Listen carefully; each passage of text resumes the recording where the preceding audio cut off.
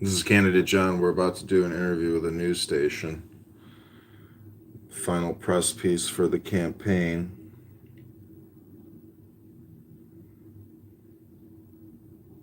It's called 25 Newsweek. 25newsnow.com with Liz Lappe.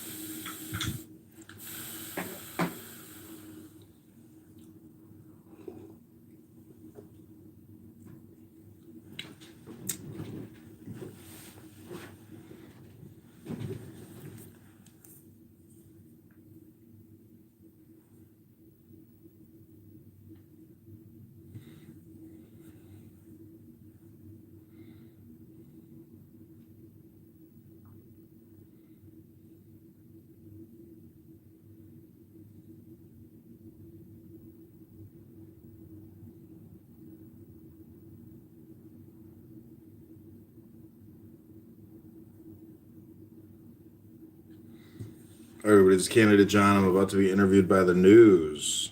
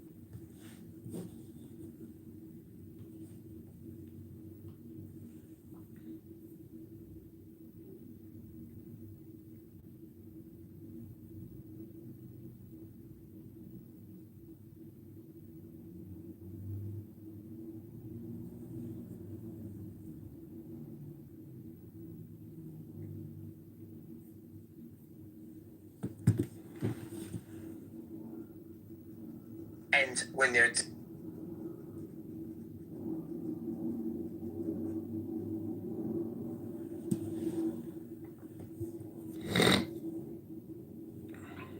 their present moment.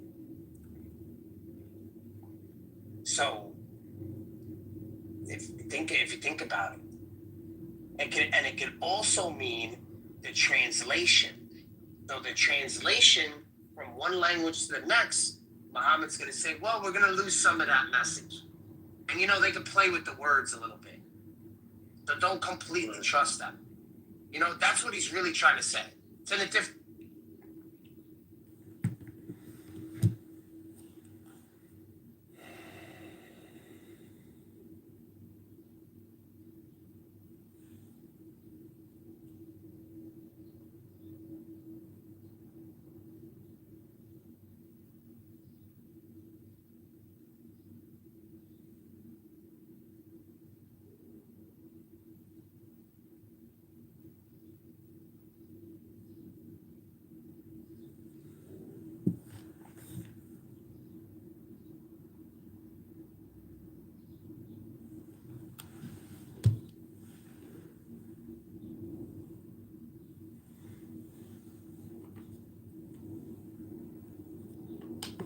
Recording in progress.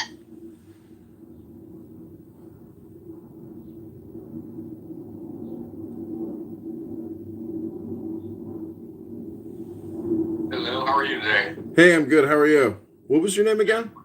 My name is Peter. I'm doing the interview for my reporter, Liz Lake. Oh, I see. Okay. Great. So Nice. I'm about right now, but we'll be turning this for today. Thank you very much for speaking with us. Really appreciate it.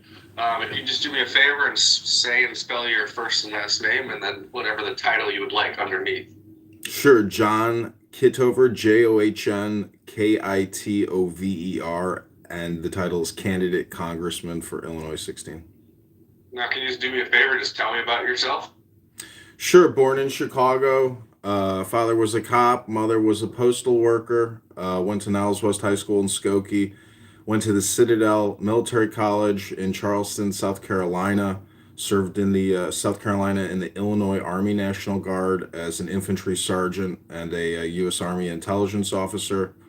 I've worked for major Fortune 500 tech companies. Most recently, I worked at the IRS doing project management, facilities management, and I've been running for the 16th district since August of last year. That's funny you say that. I grew up in I was born in Lincolnwood, and then I moved to Park Ridge. So obviously that's a little connection. I almost went to Niles West, but ended up going to Maine South. Oh, What do you believe makes you qualified for this position that you're running for? multiple reasons: education, lived experience, but also just recognizing, as a former military officer, it's like a little bit like being a knight, and I just see the nation distressed in terms of finance and virtue. So, I would say that my wisdom, I would say, might qualify me. I don't see my opponent Darren LaHood or Paul Noley discussing the fiscal crisis. So I think it's really my unique perspective that gives, I guess, clarity or insight or an accurate analysis of the situation, which I don't see the other candidates doing. Yeah. What would you want to accomplish in office? Well, I would like to essentially say no to a lot of these HR acts that come across Representative LaHood's desk, because the country is 40 trillion in funded debt and 100 trillion in unfunded debt. So stop borrowing, stop spending, and grow the economy would be the most important issue to me. What motivates you, or what motivated you to run? The first time I ran in politics was for a Republican committee person, and that experience is what wanted to make me run against Darren LaHood, because Aaron Del Mar, who's working with the Bailey campaign for the governorship, that little crooked group of Republicans here in the northwest side of Chicago up to Palatine, they removed me from the ballot for committee person, which is a know-nothing position, and they spent $10,000 suing me to get me off of the ballot. So that distasteful experience dealing with politicians, who are, a lot of them are not worthy of being a politician. It seems to me that military experience is like a refinement, and when you come out and if you meet politicians, they're really just awful leaders. They have no integrity, no virtue, no wisdom, no knowledge, and a lot of their political positions are just horrible. So I hope that answers the question. How will you be present for your constituents? Well, Darren LaHood doesn't have any town halls. They're all just, pre-organized, digital virtual stagings, you might say. I want to have, daily access to constituents, daily town halls, really using modern technology like Zoom or social audio platforms like X or Clubhouse.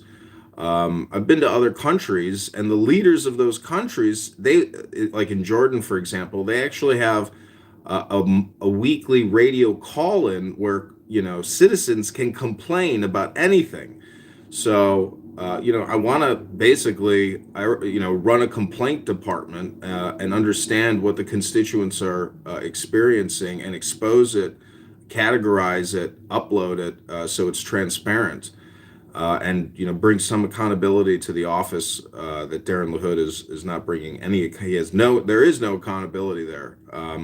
You can use X to actually go through all of his yay votes on for HR X.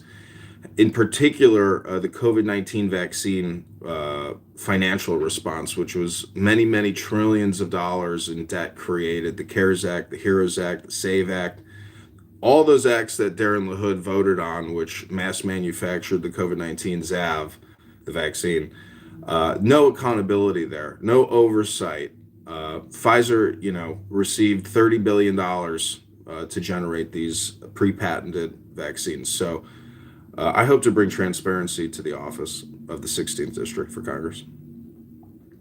And touched it a little bit, but is there anything you would want to push for or not push for if you get elected?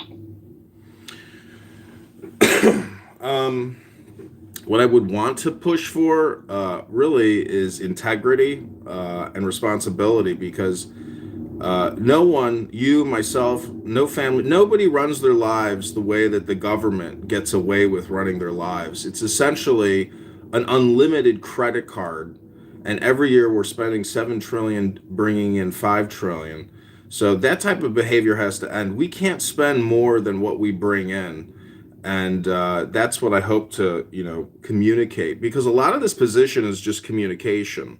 A lot of Congress people hang up their voter card and they don't even vote. They just vote on whatever the party tells them to vote on. So a lot of this position really is communication. And I've worked with the Ron Paul campaign back in 2013, 2012, when he was running for the president.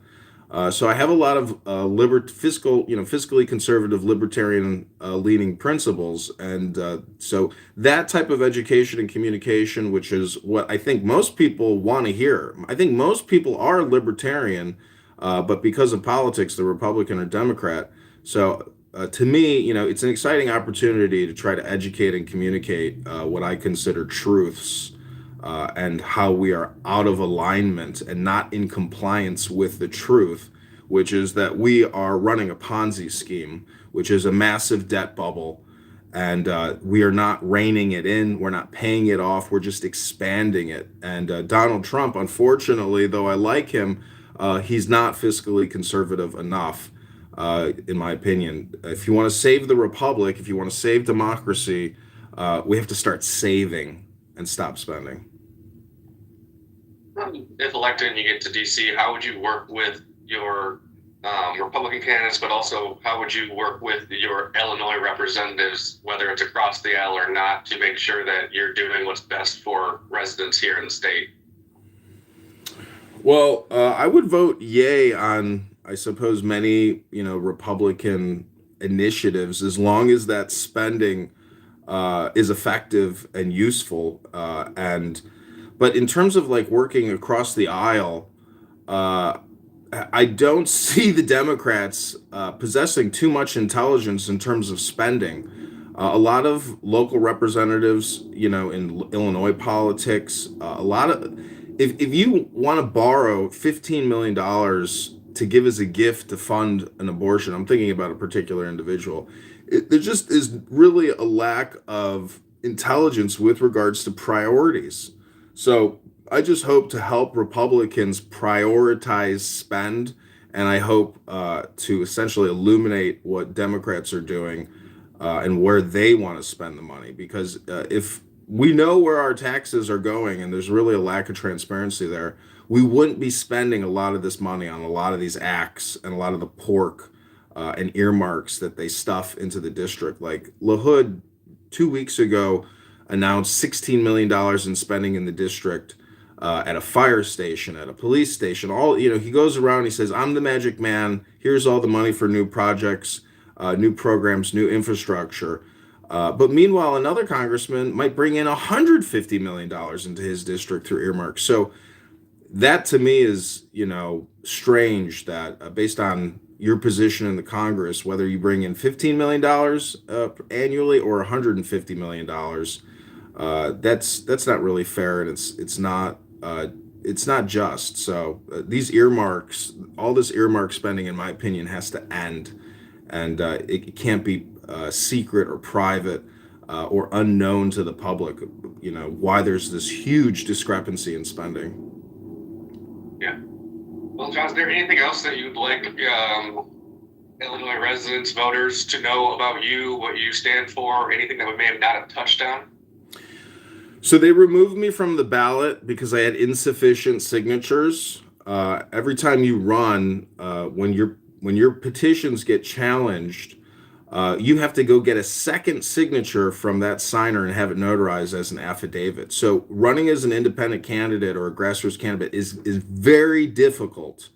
You can challenge every single signature, which is 1,600 signatures, and they can force you to go out and have to get a second set of signatures and have them notarized, which makes it impossible to actually get on the ballot. And that is what Darren LaHood and his lawyer have done to me. I requested that the Illinois State Board of Elections also audit Darren LaHood's petitions, which they did not do. And a lot of people in the comments on Facebook were saying that there's no way he got the required number of signatures. He says thousands of Illinois voters are sending him back with a mandate and signed his petitions. The truth is the Illinois State Board of Elections, according to my challenge, my objections, and my pleadings and filings that I made with them, they did not audit Darren LaHood's petitions. We have no actual accurate number of how many people signed his petitions. He's running unopposed, but March 17th is your opportunity to remove Darren LaHood from office. All you have to do is write in John Kitover now. I'm a write-in candidate. And it is absolutely amazing to me that Democrats and Republicans right now on March 17th and early voting can remove Darren LaHood from office. You just have to write in John Kitover. You can go to johnforcongress.com. You can go on Google, YouTube, just type in John Kitover, and you can see who I am. I've created tons of content since August, live streaming many thousands of videos, having many hundreds and hundreds of political debates. So that's what I would want people to know, that it's not too late, it's not too soon, but right now is the opportunity to remove Darren LaHood. He has signed a pledge not to obey term limits, no more than three terms in office. This is his fifth term. So him and his father are a political dynasty, a political legacy. They have caused the problems and the fiscal problems that we are in. They've reduced your pension by 50%. They're going to destroy your Social Security. They're giving away $500 billion a year in tax credits to Fortune 500. And all they want to do is spend, spend, spend. They're the biggest hypocrites. So voters have to take action. They have to remove these crony politicians like Darren LaHood from office. And unfortunately, I have to ask people to write in John Kitover. They can't just punch my name on the ballot like Darren LaHood. So that is really the ultimate message. I hope you can get that out. That John Kitover is begging, pleading, telling everyone to write in John Kitover and not vote for Darren LaHood, and we can be done with Darren LaHood's 10 years of financial terror. When did they remove you? When did the signature, the moving off the ballot occur? I think the trial was 4 weeks ago. Okay. And, right. His lawyer, John Fogarty, wore a Bears hat to the trial. His arm is tattooed up. I don't know, it's some kind of good old boys club, but they don't want a fair fight. And Paul Noley, a Democrat who's running, he got on the ballot. I also requested they audit his petitions, and I challenged his petitions. They didn't audit his petitions. So, in my opinion, there's no ethics, no virtue, no integrity at the Illinois State Board of Elections. It is a totally biased, hypocritical organization. And it's the same with the Chicago election board. And finally, the election clerks in the 16th district, some of them are illegitimate chumps. They shouldn't be in that position. Some of them refused to allow me to be a write-in candidate, and that is totally illegal. In my opinion, I would even do citizen arrests on some of these people because of the political cronyism and crimes that they are committing. These are election clerks, an elected position, denying an actual candidate who filed with the Federal Election Commission to run for Congress to be a write-in candidate. So, the hypocrisy from the State Board of Elections on down to their election clerks is so ridiculous, and it's just protecting Darren LaHood. And, that's what we are going up against. State of Illinois is $200 billion in debt. The city of Chicago is $50 billion in debt. The state of America is $140 billion in debt. And when you total up all the debts from all the states, all the municipalities, the whole federal government, the system is completely broke. We're spending $1 trillion plus a year on interest. It's only going up. And they just want to spend. We have to grow out of this problem. We cannot spend our way out of this problem. That's why we got here in the first place. And it's because of Darren LaHood. All right, John, thank you very much. I really appreciate it. If you could provide us with any of those documents from the court, that'd be great. If you have any pictures, videos of you, your family campaigning, whatever, that would help our fill the story out. So you can just send those over to Liz, who reached out to you originally. Okay, well, I got a video of me gathering signatures in Bloomington. I've got all the court documents, my objections, my motions and responses, all that stuff. I'd be happy to send it over. Perfect. Yeah, as soon as you can do that, we really appreciate it. Okay, thank you so much for the opportunity. Appreciate you, and I hope you have a great weekend. You too. Best of luck. Okay, thanks. Take care.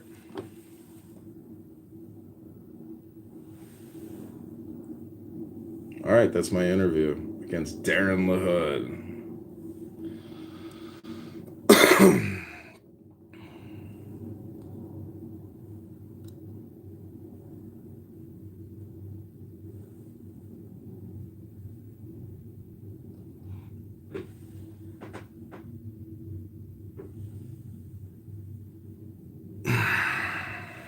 Okay, this is John Kitover here on News Now.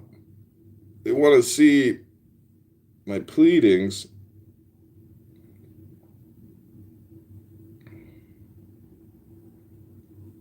What I'm going to do is share this on X.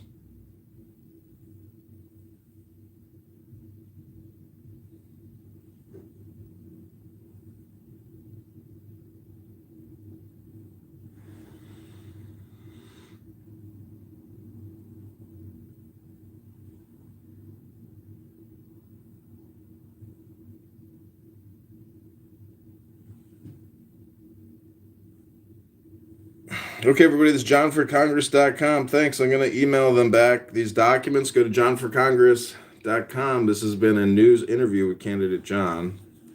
You can text the campaign at 312-498-0517, or you can go to johnforcongress.com or Google John Kitover. Thanks so much. That was a meeting with 25 News based in East Peoria with journalist Liz Lappe and his assistant, Peter, I think he said his name was. So I hope everybody has a great weekend. Thanks so much. Bye. Money and It's just rhetoric. Because if it's authentic, regardless, so I said, then saying, well, there's different grades of side, that's rhetoric. And he was like, Yeah. can you That's just just, you just bring that up I to, said, yeah, "Uh-huh, red you herrings, don't it's want just that. rhetoric, You it's want just, to be educated it doesn't is what mean you want." anything And to I the said, actual discussion. I was able to